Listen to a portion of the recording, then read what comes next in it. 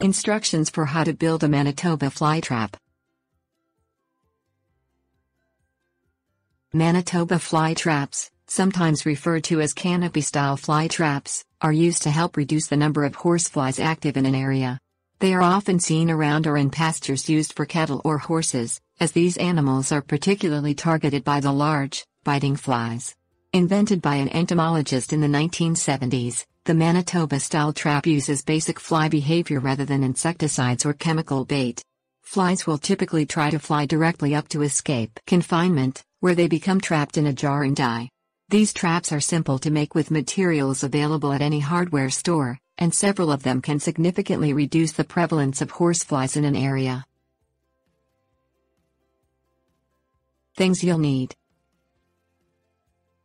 plastic sheeting, screening or mosquito netting about 12 by 4 feet. Epoxy.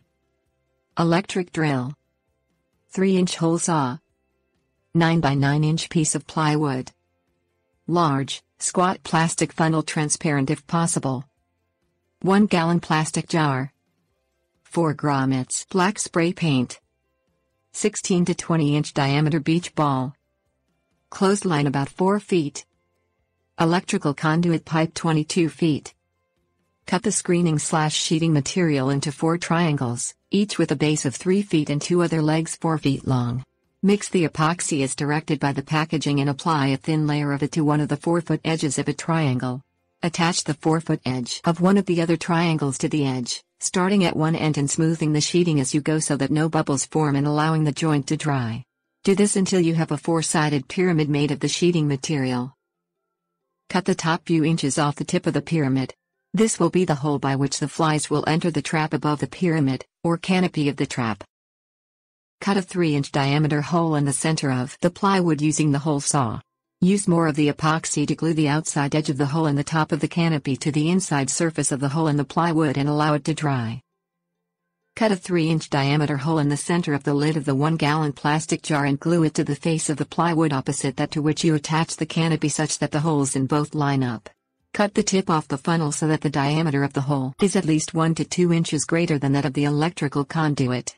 Glue the base of the funnel to the inside of the lid so that the center of the hole in the tip of the funnel lines up with the center of the hole in the lid and plywood. When the epoxy has dried, screw the jar into its lid.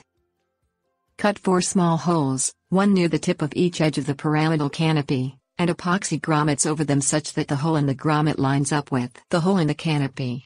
You can also apply some epoxy to the netting under the grommet to beef it up and help ensure that it doesn't tear. Cut 4 4-foot lengths of electrical conduit and 1 6-foot length. Drill a hole large enough to feed the clothesline through in the end of each length of conduit. Lay out newspapers and spray paint the beach ball black with several coats of paint, waiting for each to dry before moving on to the next. Use epoxy to affix one end of a 3-foot length of clothesline to the ball and tie the other end through the hole in the top of the 6-foot post. Dig a 1.5-foot hole in the location where you want to put the trap and brace the 6-foot length of conduit upright in the center of it. Backfill the hole with gravel and dirt, and place heavy rocks around the conduit post to help brace it in place. Dig 4 more 1-foot holes equally spaced around the first post at a distance of about 4 feet and plant the 4-foot posts in them, bracing them in place just as you did for the first. Put the canopy over the center post so that its top goes through the hole in the plywood and up into the jar.